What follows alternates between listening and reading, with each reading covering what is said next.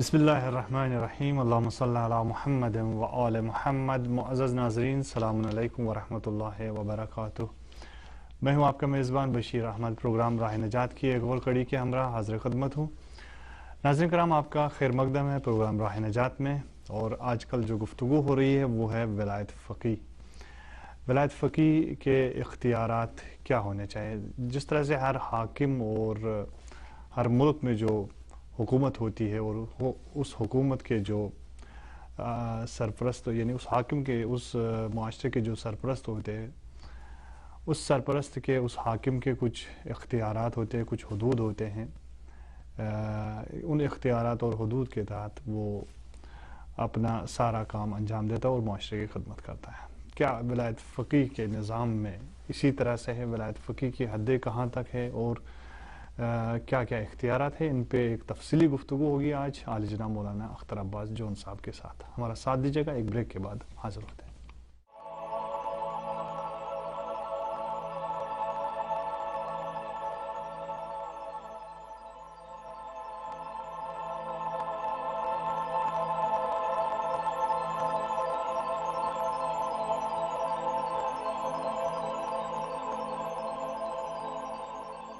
ولایت فقیہ کے ثبوت اور اس کے بنیادی اصول کے سلسلے میں تمام فقہا کا اتفاق نظر ہے، اور صرف ولی فقیہ کی ولایت کے دائرہ کار اور اختیارات میں اختلاف نظر پایا جاتا ہے۔ الف، ولایت فقیہ کا دائرہ چند خاص دیوانوں، یتیموں اور لاوارثوں کی سرپرستی تک محدود نہیں ہے، بلکہ معاشرے کے تمام افراد اور احکام کے بارے میں مطلق ہے۔ یعنی ولی فقیہ معاشرے کے نظم و نسق چلانے کے اختیارات رکھتا ہے، اسی کو ولایت مطلقہ بھی کہا جاتا ہے۔ بے، ولایت فقیہ کے سلسلے میں دوسرا نظریہ یہ ہے کہ فقیہ کے لیے اس قدر وسیع اختیارات نہیں ہیں، بلکہ فقیہ کے اختیارات کو صرف فتویٰ اور قضاوت فیصلے تک محدود کیا گیا ہے۔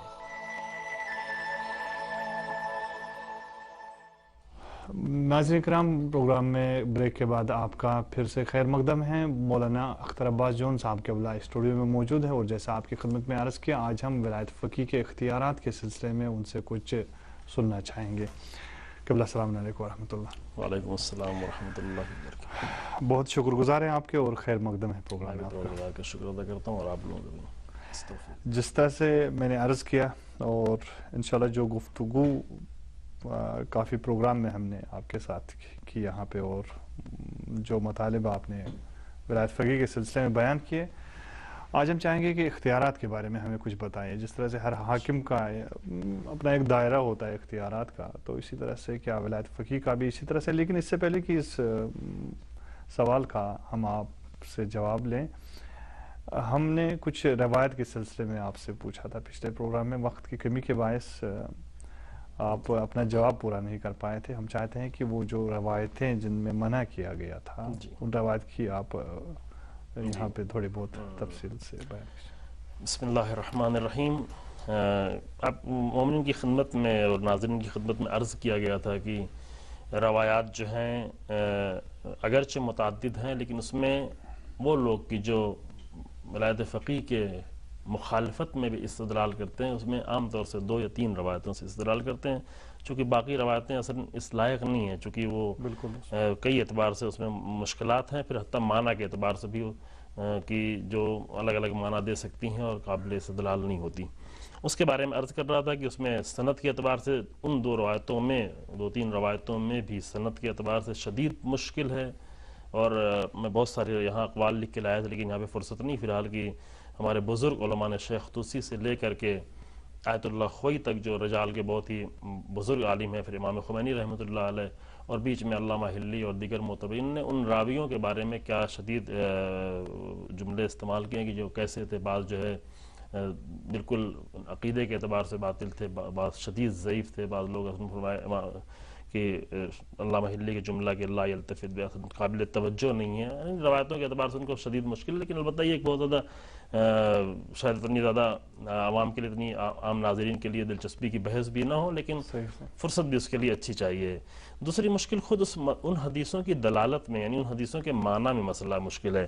معنی کے اعتبار سے کئی مسائل پیدا ہوتے ہیں، کئی جواب ہوتے ہیں جس کی بنیاد پر انسان جو مطمئن ہو جاتا ہے کہ ہاں واقعاً جو ہے اس سے یہ حدیثیں اس مطلب کو، پہلی بات تو یہ ہے کہ اس میں سے بعض روایتیں اگر صحیح بھی ہوں، چونکہ صحیح ہونے کا جو ہے بہت کم امکان ہے، جس لیے کہ اور ہمارے بزرگ علماء نے بہت شدت سے بیان کیا کہ بہت ساری روایتیں اس طرح کی بنی امیہ و بنی عباس نے جال کر کے گڑھی ہوئی روایتیں ڈالی ہیں۔ کیوں؟ اس لیے کہ کربلا کے واقعے کے بعد اس قدر جو ہے اہل بیت علیہ السلام کے حق کے لیے لوگوں میں قیام کی کوشش تھی اور قیام کر رہے تھے، اور حکومتوں کو اتنی مشکل پیش آ رہی تھی، یعنی بڑی بڑی حکومتوں کو، کہ بنی امیہ کی حکومت بہت جلدی ختم ہو گئی۔ وہ بنی امیہ کی حکومت جس کے لیے ایک دور میں کہا جاتا تھا کہ یہ ہزاروں سال بھی ختم نہیں ہوگی، اتنی مضبوط حکومت بن چکی تھی، لیکن بہت جلدی کربلا کے واقعے کے بعد جو ہے نہیں چل سکی، بہت جلدی کمزور ہونے لگی، وہ ختم ہی ہوگی۔ پھر بنی عباس کی حکومتوں کو بھی بہت شدید بڑے حاکم ہونے کے باوجود، جیسے مامون اور ہارون رشید جیسے لوگ، لیکن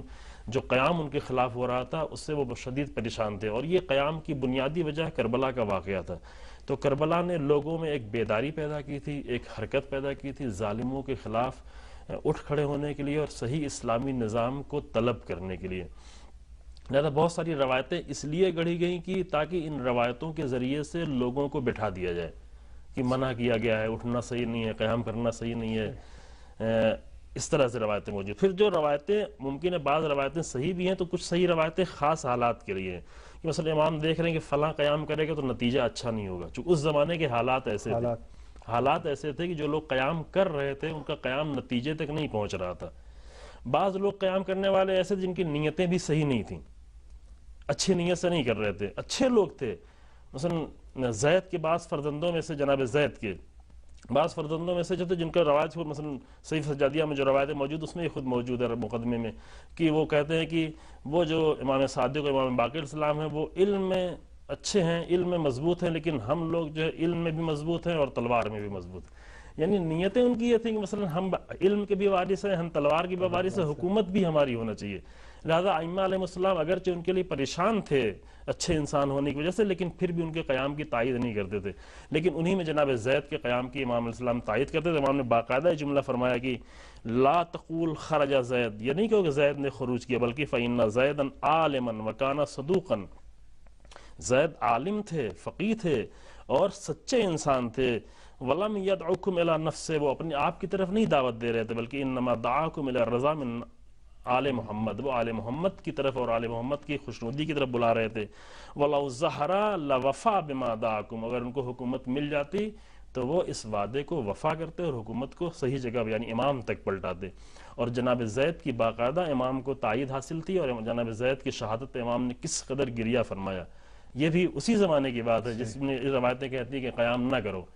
اور اس کے بعد بھی حتیٰ امام زین العابدین السلام کے زمانے میں، چونکہ ایک روایت امام زین العابدین السلام سے نقل کی ان دو روایتوں میں، کہ امام زین العابدین السلام سے جو جناب مختار کے قیام کی بات ہوئی ان کے سامنے، تو امام زین العابدین السلام نے فرمایا کہ اگر ہمارے حق کے لیے ایک غلام بھی اٹھ کھڑا ہوتا ہے تو تم سب پہ اوپر لَوَجَبَ عَلَى النَّاسِ مَوَازِرَتُهُ، تو لوگوں پر واجب ہے کہ وہ اس کی مدد کریں، اس کی نصرت کریں۔ یہ بحر الانوار میں جلد نمبر 45 صفحہ نمبر 365 میں روایت موجود ہے۔ اس کے علاوہ یہ جو کہا گیا کہ ہمارے قائم کے ظہور سے پہلے، اس کے بالکل مقابل میں بہت ساری روایتیں موجود ہیں۔ ایک روایت موجود جو عام طور سے کہتی ہیں کہ ظلم کے مقابلے میں کھڑے ہو، ظلم کے مقابلے میں قیام، ایک روایت نہیں، متعدد کثرت سے روایتیں موجود ہیں۔ یعنی ادھر چند روایتیں ہیں جس کا کوئی اعتبار بھی نہیں ہے، اس کی سند کا کچھ پتہ نہیں ہے، کہ بھروسہ نہیں ہے، اور اس کے مقابلے میں بہت کثرت سے روایتیں ہیں۔ پھر قرآن کے احکام، شدید احکام، مثلا قرآن کے سامنے پھر روایتیں سامنے نہیں رہ جاتی۔ قرآن کہتا ہے اللہ کے احکام کو قائم کیا جائے، اللہ کے حکم کے مطابق فیصلے کیے جائیں۔ من لم يحكم بما انزل اللہ فاولئک هم الظالمون، من لم يحكم بما انزل اللہ فاولئک هم الفاسقون، من لم يحكم بما انزل اللہ فاولئک هم الکافرون۔ یعنی الگ الگ جگہوں پہ ایک ہی سورے میں یہ آیت آ رہی ہے کہ جو اللہ کے قانون کے مطابق فیصلہ نہ کرے وہ ظالم ہے، وہ کافر ہے، وہ فاسق ہے۔ یہ قرآن کا ہمیشہ کا حکم ہے، یعنی کہ اس کو کبھی چھوڑا ہے۔ یا جناب امام زمان کے ظہور سے پہلے، چونکہ یہ روایت کہتی ہے کہ امام کے ظہور سے پہلے جو بھی قیام ہوا وہ غلط ہے، لیکن دوسری روایتیں متعدد روایتیں جو آگے کہتی ہیں کہ امام کے ظہور سے پہلے یمانی کا قیام ہوگا اور سب کے لیے ضروری ہے کہ یمانی جب قیام کرے تو اس کی مدد کریں. یعنی یہ متعدد روایتیں، ایک دو روایتیں نہیں. امام باقر السلام فرماتے ہیں فَإِذَا خَرَجَ الْيَمَانِ فَانْهِزْ إِلَيْهِ فَإِنَّ رَائِتَهُ رَائِتُ هُدَى. جب یمانی قیام کرے تو سب لوگ ان کے ساتھ اٹھ کھڑے ہو، کیونکہ یمانی کا قیام جو ہے ہدایت کا قیام ہے، اور کسی مومن پر حق نہیں ہے کہ وہ ملتوی کرے اس کو اور پیچھے چھوڑے. فَمَنْ فَعَلَ ذَلِكَ فَهُوَ مِنْ أَهْلِ النَّارِ. جو بھی ان کی مدد نہیں کرے گا وہ اہل نار میں سے ہوگا. کیوں؟ اس لیے کہ لِأَنَّهُ يَدْعُو إِلَى الْحَقِّ وَإِلَى صِرَاطٍ مُسْتَقِيمٍ. معیار یہ ہے کہ جب بھی کوئی حق کی طرف بلائے اور صراط مستقیم کی طرف دعوت کرے، اللہ کے قانون کی طرف دعوت کرے، تو سب کی یہ گویا ایک طرح سے امام نے معیار کے طور پر پیش کیا ہے. مجھے لگتا ہے کہ کافی یعنی کافی واقعہ اس میں بحثیں ہیں اور کافی گفتگو ہے. میں سمجھتا ہوں اتنا شاید کافی ہو انسان کے لیے غور کرنے کے لیے کہ اس پر غور کرے کہ واقع امام جو ہے کیا کہنا چاہتے ہیں. اگر بعض روایتیں ہیں تو وہ کسی خاص لوگوں کے لیے ہے کہ یہ جو ہے ان کے لیے قیام کرنا صحیح نہیں ہے، یہ خاص زمانے کے لیے، زمانے کی شرط اس زمانے میں صحیح نتیجے تک نہیں پہنچیں گے اور صحیح انجام تک نہیں پہنچیں گے. ممکن ہے شیعوں کو تکلیف ہو، ممکن ہے ائمہ کو تکلیف ہو. ہم اصلی موضوع کی طرف، لیکن اس کے مقابلے میں بہت ساری دوسری روایتیں ہیں جس پر انسان کو توجہ کرنا اور اسی طرح سے جن آیت کی طرف آپ نے اشارہ فرمایا کہ بہت ساری آیتیں ہیں، یہ آیت اس کے علاوہ بہت ساری آیتیں جو کلی طور پر حکم خدا کو نافذ کرنے کی. کچھ ہمیں ولایت فقیہ کے اختیارات کے بارے میں، جیسے کہ میں نے عرض کیا آپ نے جو یہ موضوع جو ہے چھیڑا ہے، ایک اہم مسئلہ یہ ہے کہ ولایت فقیہ کے اختیارات اور ولایت فقیہ کا دائرہ جو ہے کتنا وسیع ہے. اختیارات اگر ایسے دیکھیں دو طرح سے یہ بحث ہو سکتی ہے. ایک کہ ولایت فقیہ کس حد تک اختیار رکھتا ہے کہ جو ہے کتنے جو ہے امور کو اپنے ہاتھ میں رکھے، اور اس کے اختیارات کیا اس طرح سے ہیں کہ جس طریقے سے رسول اللہ کے اختیارات ہوتے تھے، جس طرح سے ائمہ علیہ السلام کے اختیارات ہوتے تھے. تو اس میں خوب بحثیں ہیں. بعض مسائل میں جیسے ائمہ اور رسول اللہ کو یہ بھی اختیار ہوتا تھا کہ مثلا کہا گیا کہ اولا من انفسہم، جو کہا گیا کہ حتیٰ مثلا کسی کے مال پر، کسی کے رشتے پر، کسی کی شادی پر چاہے تو طلاق دے سکتے ہیں. لیکن ولی فقیہ کو جو اصلی اختیار ہے وہ اختیار اللہ کے احکام کو نافذ کرنے کا، اور اس راہ میں جو بھی رکاوٹ کھڑی ہو اس رکاوٹ کو دور کرنے کا اس کو حق ہوتا ہے. حتیٰ مثلا وقت کا پریسیڈنٹ بھی اگر مشکل پیدا کر رہا ہے تو ولی فقیہ کو یہ حق ہوتا ہے کہ وہ اس کو برخاست کر سکتا ہے، اس کو معذور کر سکتا ہے، اسے ہٹا سکتا ہے. یہ داخلی اختیارات ہیں جو ولی فقیہ کے ہیں. پھر یہ کہ دائرہ کتنا ہے، شاید ہماری بحث زیادہ مربوط ہو اس سے کہ ولی فقیہ کے دائرہ کہاں تک ہے. یہ کہ مثلا ایک ملک میں ولی فقیہ کا نظام قائم ہے ولایت فقیہ کا، تو یہ ولی فقیہ فقط اسی ملک کے لیے چونکہ یہ سوال بہت زیادہ لوگوں کے ذہن میں ہوتا ہے اور کیا جاتا ہے، اور مطلب بھی سوال ہے کہ کیا مثلا ایک ملک میں یہ دائرہ ہے پھر ملک میں محدود ہے. تو یہاں پر ایک مطلب میں عرض کرنا چاہتا ہوں کہ ولایت فقیہ جو ہے کوئی ایک ایسا ملکی نظام نہیں ہے، بلکہ ولایت فقیہ کے ریسورسز اور جڑیں جا کر ملتی ہیں کہاں پر؟ ولایت امام پر، کہ ولایت امام کی جڑیں جا کر ولایت رسول پر، اور ولایت رسول کی بنیاد جو اصل میں ولایت پروردگار ہے نا. یہ ایک سلسلہ ہے بالکل کہ امام کی غیبت کی صورت میں امام کی نیابت کی شکل میں الہی حکومت کا قائم کرنا. تو یہ سلسلہ وہاں جا کے ملتا ہے. وہ حکومت جو الہی حکومت ہے اس کی کوئی سرحدیں نہیں ہوا کرتی. اصل اسلام میں سرحد کا کوئی تصور ہی نہیں ہے. اسلام میں جی ہاں، اسلام میں سرحد کا اس حد تک فقط تصور ہو سکتا ہے کہ مثلا فلاں علاقے کے فلاں گورنر ہو تاکہ اس علاقے کی ذمہ داری مومنین کی مشکلات کو اور عام انسانوں کی، مسلمانوں کی یا غیر مسلمان جو بھی اس علاقے میں رہتے ہیں، چونکہ حاکم کی ذمہ داری ہوتی ہے سب کے مسائل کو حل کرے. صرف خدمت کی حد تک ہو سکتا ہے کہ مثلا عراق میں فلاں خدمت کر رہا ہے اور مثلا ایران میں فلاں خدمت کر رہا ہے. جیسا رسول اللہ کے زمانے میں افراد ہوتے تھے، امیر المومنین اسلام کے زمانے میں یہ گورنر بہت دور دور تک، چونکہ حکومت بہت وسیع ہو چکی تھی کہ مثلا رے کا حاکم کوئی اور ہے، آذربائیجان کا حاکم کون ہے، بصرے کا حاکم کون ہے، مثلا مصر کا حاکم کون ہے. تو یہ حاکم بنا کر کسی کو بھیجا جاتا تھا. تو اس اعتبار سے چونکہ محدودیتیں تھیں، ایک انسان ایک حد تک جو دیکھ سکتا ہے، تو اپنے خاص حد میں وہ آ کر کیا کرے، لوگوں کی خدمات انجام دے. لیکن سرحد کوئی ایسی نہیں ہوا کرتی. اس سرحد پہ مثلا پولیس اس سرحد پہ وہاں کچھ نہیں کر سکتی، وہاں کی یہاں کچھ نہیں کر سکتی. ایسا کوئی تصور اسلام میں موجود نہیں ہے. اور صحیح پوچھیں تو آئیڈیالوجی کے لیے سرحدیں نہیں ہوا کرتی. حاکموں اور ایسے حکومتوں کے لیے سرحدیں ہوا کرتی ہوتی ہیں، لیکن آئیڈیالوجی کسی سرحد میں، مثلا اسلام آیا تھا عرب میں لیکن عرب کی سرحد کے لیے نہیں آیا تھا. رسول اللہ عرب میں آئے تھے لیکن عرب کے لیے نہیں تھے، چونکہ آئیڈیالوجی لے کے آئے تھے، پیغام خدا لے کے آئے تھے، اور پیغام خدا اور قانون خدا کے لیے کوئی سرحد نہیں ہوا کرتی. ولایت فقیہ کی بنیادیں بھی جا کر اللہ کی حکومت سے جب جا کر ملتی ہیں تو یہ ولایت فقیہ اس کی کوئی سرحد نہیں ہے. البتہ خوب اس سے استفادہ کتنا ہو سکتا ہے، ہاں یہ الگ مسئلہ ہے کہ ممکن ہے کہ ایک ملک کے لوگ اس سے زیادہ استفادہ کر سکیں اس نظام سے، اور دوسرے ملک کے سامنے بعض مجبوریاں ہوں جو اتنا زیادہ استفادہ نہیں کر سکیں. البتہ عملی نمونہ جو ہم نے دیکھا ہے وہ بہت ہی عجیب و غریب ہے، کہ حتیٰ ہم نے یہ دیکھا کہ ولایت فقیہ کا نظام جو ایران میں موجود ہے، لیکن اس سے شاید ایران سے بھی زیادہ لبنان کے شیعوں نے استفادہ کر لیا. چونکہ کیا ہے، یہ ایک قانون ہے، قانون کی جس حد تک جہاں پر پیروی کی جائے اتنی زیادہ اس کا اثر ہونا شروع ہو جائے. یعنی اس کے رابطے بھی فراہم ہے، یعنی ایسی کوئی قید نہیں ہے، مومنین کسی بھی ملک سے بالکل کوئی رکاوٹ نہیں ہے، کوئی قید نہیں ہے. استفادہ کر سکتے ہیں. ممکن ہے کہ بعض احکام ایسے ہوں کہ جو بعض علاقے کے لیے ہوں. چونکہ احکام کو ممکن ایک سوال یہ بھی نہیں معلوم آپ کے اس میں ہے کہ نہیں موجود ہے کہ احکام کیا ہوتے ہیں اور حکم کہاں. بالکل میں پوچھنے والا ہوں انشاءاللہ. اس کے بعد ایک اہم سوال یہی ہے. جی تو یعنی یہی ایک اہم سوال، جس طرح سے ایک مرجع تقلید ہوتا ہے، مثلا وہ کہیں پہ بھی کوئی بھی شخص مرجع تقلید کی تقلید کرتا ہے اور اس کے فتوے کے مطابق عمل کرتا ہے. کیا مثلا ولی فقیہ کا جو نظام ہے، ولایت فقیہ، چونکہ ہم نے کہا کہ، اور جیسے کہ آپ نے بھی اشارہ کیا اس کی طرف، ولی فقیہ جو بیان کرتا ہے، جو ان کی طرف سے بات ہوتی ہے، اور ایک مرجع تقلید کی طرف سے جو فتویٰ ہوتا ہے، اس کے درمیان کا جو فرق ہے اس پہ بھی آپ روشنی ڈالیں تو شاید یہ بات اور واضح ہوگی. احسنتم. جی ہاں، ایک فرق ایک ہے کہ فتویٰ ہوتا ہے کہ بعض روایات کے استدلال کی بنیاد پر آ کر فقیہ جو ہے استنباط کرتا ہے اور فتویٰ دیتا ہے کہ وہ فتویٰ کسی زمانے سے مخصوص نہیں ہوا کرتا. فتویٰ ہے تو وہ ہمیشہ کے لیے، چونکہ اس کے بنیاد میں جو ہے ایک خاص مثلا دلیل کے طور پر جو ہے استنباط کے طور پر ہوتا ہے. حکم کی بنیاد بھی جو ہے وہ استدلال ہی ہوتا ہے، یعنی حکم ہمیشہ جو بھی فقیہ دے رہا ہوتا ہے وہ حکم بھی کسی اسلامی بنیاد پر حکم دے رہا ہوتا ہے. لیکن احکام کے الگ الگ دائرے ہو سکتے ہیں. یہ ممکن ہے کہ احکام کے الگ الگ دائرے ہوں.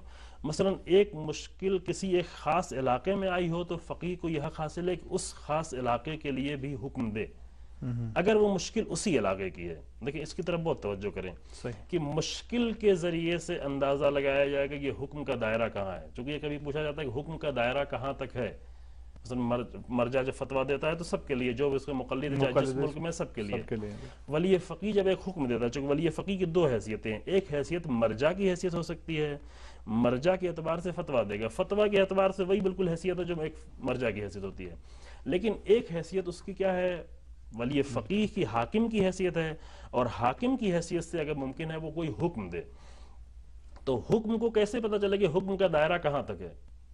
حکم کا دائرہ مشکل سے اندازہ ہوگا کہ کہاں کی مشکل یہ ہے. اگر یہ حکم ایک ایسی مشکل کے بارے میں ہے کہ کوئی ایک منطقی مشکل ہے، مثلا ولی فقیہ نے ایک حکم دیا لبنان کے مومنین کے لیے مثال کے طور پر کہ وہاں کوئی ایک مشکل پیش آئی، وہاں حکم دے دی، یہ دائرہ فقط لبنان کے لیے ہوگا. لیکن اگر ایک مشکل ایسی ہے کہ جو ہر جگہ کے لیے ہو، جو کسی سرحد کے لیے نہیں ہو، وہ مسائل ہر جگہ پیش آئیں گے، اس سے دین کو ہر جگہ نقصان پہنچتا ہے، اس کے دین کو ہر جگہ مشکل ہوتی ہے، تو جہاں جہاں وہ مشکل ہے اور جہاں جہاں سے اس سے دین کو نقصان پہنچتا ہے وہاں تک وہ حکم کا دائرہ جائے گا. اور حکم جو ہے جب تک اس کا مکان کے اعتبار سے بھی اس میں وسعت بڑھتی چلی جائے گی، زمان کے اعتبار سے بھی. ممکن ہے ایک مسئلہ ایسا ہو کہ صرف ایک زمان کے لیے، جیسے سید شیرازی رحمۃ اللہ علیہ نے صرف ایک خاص زمان میں فتویٰ دیا تھا کہ تمباکو پینا جو ہے لینا حرام ہے، تمباکو پینا حرام ہے. ایران کے لیے وہ حکم تھا، چونکہ ایران میں برطانیہ کی کمپنی آ کر ایک کمپنی کے جیسے انڈیا پاکستان بر صغیر میں ایسٹ انڈیا کمپنی نے آ کر کمپنی کے ذریعے سے کام شروع کیا، پھر دھیرے دھیرے پورے ملک کو اپنے کنٹرول میں لے لیا. یہاں ایران میں بھی ایسے برطانیہ کی کمپنی نے آ کر تمباکو کا معاملہ کیا، تمباکو کا سودا کیا، اور اس کے ذریعے سے مقصد وہی تھا کہ اس طریقے سے پورے ایران پر اور اسی طرح آس پاس کے ملکوں پر کنٹرول کرنا.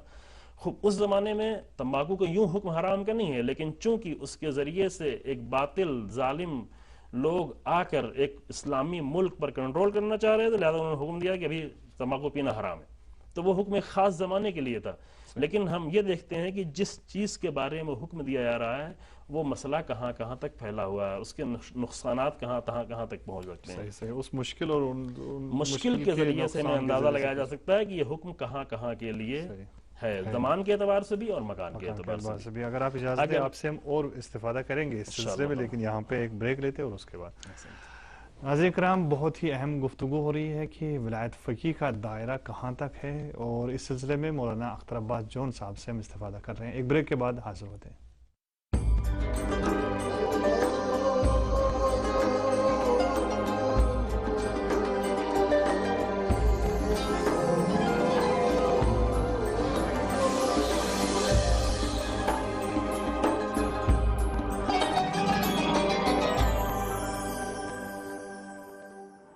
حضرت علی علیہ السلام اپنے مشہور صحابی کمیل سے فرماتے ہیں، علماء لوگوں کے درمیان خدا کے امین ہیں اور روئے زمین پر ایک روشن چراغ کے مانند ہیں.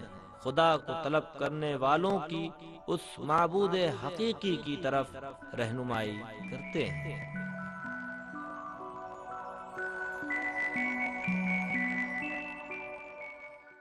ناظرین کرام، آپ کا پھر سے پروگرام میں خیر مقدم ہے. آئیے ساتھ دیجیے ہمارا، ہم گفتگو کو آگے بڑھائیں گے. جی قبلہ، آپ ولی فقیہ کے حکم کے دائرے کی بارے میں عرض کیا گیا تھا کہ مشکل جتنی وسیع جس حد تک مشکل ہوگی جس زمانے کے لیے اور جن مکانات کے لیے، اس حد تک ولی فقیہ کا حکم کا دائرہ بھی بڑھتا چلا جائے گا. چونکہ حکم ایک الہی حکم ہوتا ہے اور الہی حکم مشکل کو حل کرنے کے لیے ہوتا ہے، لہٰذا جہاں جہاں وہ مشکل نظر آئے گی وہاں تک یہ حکم جائے. ایک نقطہ میں بیچ میں یہاں پہ عرض کر دوں کہ ولی فقیہ کبھی اپنا حکم نہیں دیتا. یعنی ولی فقیہ کو یہ حق حاصل نہیں ہے کہ اپنی طرف سے کوئی حکم دے، یا مجتہد کو یہ حق حاصل نہیں کہ اپنی طرف سے کوئی فتویٰ دے، بلکہ وہ احکام اسلامی کے ذریعے سے ایک الہی حکم نافذ کر رہا ہوتا ہے، اور اس حکم کے انڈر میں سب آتے ہیں، تمام لوگ. یہ نہیں کہ فقط ولی فقیہ کہے کہ میں یہ حکم دیتا ہوں تم لوگ انجام دو، نہیں. اس اور جس کو جی چاہے انجام دے، جی چاہے کیونکہ ایک اسلامی حکم پیش کر رہا ہے، الہی حکم پیش کر رہا ہے، تو الہی حکم کے انڈر میں حتی خود ولی فقیہ بھی آتا ہے. جیسے بعض لوگ کبھی کہتے ہیں کہ ولی فقیہ کے حکم کو مرجع مانے، مرجع بھی تو بہت بزرگ ہوتا ہے. نہیں، مرجع یہ نہیں، ولی فقیہ کا حکم ولی فقیہ کے اوپر بھی واجب ہے، کیونکہ ولی فقیہ اپنا یہ ولی فقیہ حاکم تو نہیں ہے، بادشاہ تو نہیں ہے کہ بادشاہ حکم دے دوسرے لوگ اس کو انجام دیں، بلکہ ولی فقیہ کے فقط اتنا کام ہے کہ الہی حکم کو پیش کرے.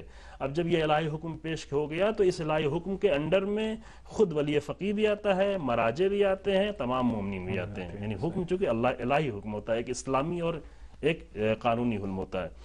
میں مثال پیش کر رہا تھا کہ جیسے آیت اللہ شیرازی نے فتویٰ دیا ایران کے بارے میں، چونکہ ایران کی وہ مشکل تھی، لیکن امام خمینی رحمۃ اللہ علیہ نے جو فتویٰ دیا سلمان رشدی کے بارے میں، وہ کسی ایک ملک کی مشکل نہیں تھی. وہ رسول اللہ کی توہین کرنے والا انسان چاہے جس زمین پر ہو، چاہے جس سرحد میں ہو، یا قرآن کی توہین کرنے والا انسان جس جگہ پر رہنے والا ہو، اس کا حکم ہے. یعنی مشکل جہاں بھی ہوگی اس کا فتویٰ وہاں تک. یعنی اگر امام خمینی آج کے زمانے میں ایک فتویٰ نہ بھی دیا جائے اس مسئلے پر، تو وہ فتویٰ خود موجود ہے کہ جہاں بھی دین کی اور اسلام کی اور رسول اللہ کی اور قرآن کی اس طرح سے توہین کی جائے گی جس کا نتیجہ یہ ہو، تو وہ حکم ہو جائے خود بخود آ جاتا ہے. یا رہبر انقلاب کے جو بعض احکام ہیں کہ جہاں پر جب انہوں نے محسوس کیا اور یہ کہا کہ اگر امام خمینی اس وقت ہوتے تو امام خمینی بھی یہی کام کرتے، جیسے ماتم کے مسئلے میں جو ہے جب دیکھا کہ اس کے ذریعے سے اصل تشیع کو اور اصل عزاداری کو نقصان پہنچ رہا ہے، چونکہ عزاداری ایک ذریعہ ہے پیغام پہنچانے کا، حسینیت کو پہنچانے کا، دین کو پہنچانے کا، پیغام الہی کو پہنچانے کا، تو ایسے اعمال عزاداری میں کہ جو رکاوٹ بن رہے ہوں پیغام پہنچانے میں، اور خود حتیٰ حسینیت کے لیے رکاوٹ بن رہے ہیں، لوگ حسینیت کو اچھی طریقے سے نہیں پہچان پا رہے ہوں، تو یہ ذمہ داری ہوتی ہے. ممکن ایک زمانے میں لوگ اس کے ذریعے سے اتنا زیادہ غلط نتیجے نہ لیتے ہوں، غلط تاثر نہ لیتے ہوں، لیکن رہبر نے وہاں پہ یہ فرمایا تھا کہ اگر اس وقت امام خمینی بھی ہوتے تو امام خمینی بھی یہی فتویٰ دے رہے ہوتے، یہی حکم دے رہے ہوتے. کیوں؟ اس لیے کہ یہ مشکل کہاں کی ہے، مشکل کسی ملک، یہ نہیں کہ مثلا ایران میں یہ بات کہی گئی تو ایران کی مشکل ہے، چونکہ ممکن ہے کہ ایران سے کہیں زیادہ دوسرے ملک میں اس سے لوگ غلط فائدہ اٹھا رہے ہیں. ایران میں تو سب شیعہ ہیں، اکثر علاقوں میں سب شیعہ ہیں، وہاں پہ کوئی اتنا مسئلہ نہیں، لیکن دوسرے علاقوں میں شاید اور زیادہ اس کے مسائل ہوں. تو اور یہ مشکل شاید صدیوں پہلے نہ تھی لیکن آج صدیوں کی پہلے نہیں دور تھی، میں واقعی نہیں تھی، اور شاید اتنا وہ تاثر نہیں تھا، لیکن جیسے جیسے زمانہ آگے بڑھتا جا رہا ہے بعد میں یہ مشکل اور بھی زیادہ بڑھ جائے گی کہ حسینیت کو اور عزاداری کو ایک بہتر شکل میں اس طرح پیش کیا جائے گی جس کے ذریعے سے حسینیت کا پیغام لوگوں تک پہنچے اور دین کا پیغام لوگوں تک پہنچے، اور وہ اصلی میسج جو امام حسین علیہ السلام نے کربلا کے ذریعے سے اپنی شہادت، عظیم شہادت کے ذریعے سے دینا چاہا ہے، وہ لوگوں تک پہنچے. تو جہاں جہاں وہ مشکل نظر آئے گی وہاں وہاں وہ حکم خود بخود پہنچ جائے گا، اور حکم کے لیے کوئی سرحدیں ہوا نہیں کرتی. کبھی کبھی یہ بھی انسان کے ذہن میں یعنی شبہ ڈال دیتے ہیں یا پیدا ہوتا ہے کہ چونکہ یہ حکم پہلے نہیں تھا لہٰذا یہ جو فقیہ ہے یا ولی فقیہ ہے شاید اس بنا پہ بھی کہ چونکہ وہ جاہل ہے، آشنا نہیں ہے ولی فقیہ کے دائرے سے، اختیارات سے، جو سوچتا ہے کہ یہ چونکہ صدیوں پہلے نہیں تھا، 200 سال پہلے نہیں تھا، یا 500 سال پہلے نہیں تھا، یا فرض کیجئے ابھی 10 سال پہلے نہیں تھا، لیکن اب چونکہ نیا مجتہد ہے اس نے یہ حکم دیا ہے کہ احکام جو ہے مصلحت کے تابع ہوتے ہیں. البتہ تقریباً 17-18 سال ہوئے ہیں رہبر کو یہ حکم دیے ہوئے، یعنی احکام مصلحت کے تابع ہوا کرتے ہیں. تو الہی احکام جتنے ہیں ان سب میں مصلحت کے تابع ہیں. رسول اللہ کے زمانے میں بعض احکام ایسے دینے پڑے کہ جو ہمیشہ کے لیے نہیں تھی، خاص وقت کے لیے تھے. مثلا فلاں وقت میں مثلا نبی یہ کام نہیں کرو، فلاں وقت میں یہ کام حرام ہو جاتا ہے. ایسے مثلا جنگ خیبر میں کہا کہ گدھے کے جو استعمال جو ہے بالکل حرام ہے، جو پکتا ہوا جس کو جبکہ مکروہ ہے لیکن وہاں پہ حرام قرار دیا. کیوں؟ اس لیے جنگی حالات میں وہ سواری کا ذریعہ تھا. تو ایسے احکام ہو سکتے ہیں. اور جہاں تک یہاں اس حکم کی بات جو آپ نے فرمایا کہ ہاں واقعی ممکن ہے کہ ایک زمانے میں نقصانات نہ پہنچ رہے ہیں، چونکہ مثلا تشیع ایک محدود حد تک تھا بعض ملکوں میں اور اپنے انجام دیتے تھے، اور لوگ بھی اتنے پڑھے لکھے نہیں ہوتے تھے اور شاید اتنا ایسا تاثر نہیں لیتے تھے. لیکن ابھی تشیع ایک عالمی آئیڈیالوجی پیش کر رہا ہے پوری دنیا کو. یعنی تشیع ابھی ایک ایسی حالت میں ہے کہ اسلام کی ایک کامل اور پرفیکٹ آئیڈیالوجی پوری دنیا کے سامنے پیش کر رہا ہے. لوگوں کی نگاہ تشیع کی طرف ہے، لہذا اس بنیاد پر تشیع کو اور شیعت کو بدنام کرنے کے تمام راستے بھی اپنائے جا رہے ہیں. پہلے زمانے میں نہ شیعت کوئی ہوتا ہے نا، کہتے ہیں کہ اگر ٹرین ٹھہری ہوتی ہے تو اس پر بچے جا کے کھیلتے ہیں لیکن چلنے لگتی ہے تو پتھر مارتے ہیں. خوب یہ تشیع کی ٹرین ٹھہری ہوئی تھی، کوئی حرکت نہیں تھی تو لوگ کوئی اس کی طرف دیکھ بھی نہیں رہے تھے، جو کر رہے ہیں کرنے تھے. لیکن ابھی تشیع ایک ایسی منزل میں ہے کہ جہاں پوری دنیا کو ایک کامل آئیڈیالوجی پیش کر رہا ہے، اور ساری دنیا کی مخالفت اور مشکل کی وجہ بھی یہی ہے. یعنی بعض لوگ تصور کرتے ہیں کہ ایٹمی مسائل ہیں، ایٹمی مسائل کچھ بھی نہیں. جیسا ابھی کچھ دن پہلے رہبر نے فرمایا، نہیں وہ نئے نئے بہانے ہیں. اصل مشکل ان کو اس نظام کے ساتھ ہے کہ جو الہی ایک اہل بیت علیہ السلام کی طرف سے آئیڈیالوجی کے طور پر نظام پیش کیا گیا. زیادہ وہ مشکل ہمیشہ باقی ہے. ان آخری لمحات میں آپ سے ایک سوال اور پوچھنا چاہوں گا کہ ولی فقیہ کا انتخاب ایک اہم مسئلہ ہے جی، اس کے بارے میں کچھ ہمیں بتائیں ہمارے ناظرین کو کہ کیسے منتخب کیا جائے. یہاں پہ بھی قم میں پروگرام کر رہے ہیں اور ایران کے لوگ اچھی طرح سے جانتے ہیں، لیکن باہر کے لوگ اس مسئلے کو نہیں جانتے. شاید یہ سمجھتے ہیں کہ کوئی ایک انتخاب ہو جاتا ہے اسے ہمیشہ رہنا ہے، وہ جو چاہے حکم دے جیسے چاہے کرے، جبکہ حقیقت ایسی نہیں ہے. پہلی بات یہ کہ ولی فقیہ جیسا پہلے عرض کیا کہ جو بھی حکم دے گا وہ ہمیشہ شریعت کے تابع ہوگا. کبھی کبھی یہ تصور ذہن میں آتا ہے کہ جیسے بعض ملکوں میں شاہ لوگ حاکم ہیں بعض جگہوں پر، اسی طریقے سے ولی فقیہ بھی ہے. ایسا نہیں ہے، بالکل جو ہے بالکل برعکس اس کے. ولی فقیہ کا انتخاب کرنے کے لیے 82 مجتہدین فقہا کا انتخاب ہوتا ہے، وہ بھی الیکشن کے ذریعے سے، عوام کے ذریعے سے انتخاب ہوتا ہے. یعنی عوام کا الیکشن کے ذریعے عوام انتخاب کرتی ہے، لیکن کھڑے ہونے کا حق پہلے ان کی فقاہت کو مسلم ثابت ہو جائے کہ یہ فقیہ ہے. اس کا جو ہے مرحلوں سے گزرنا پڑتا ہے ان کو.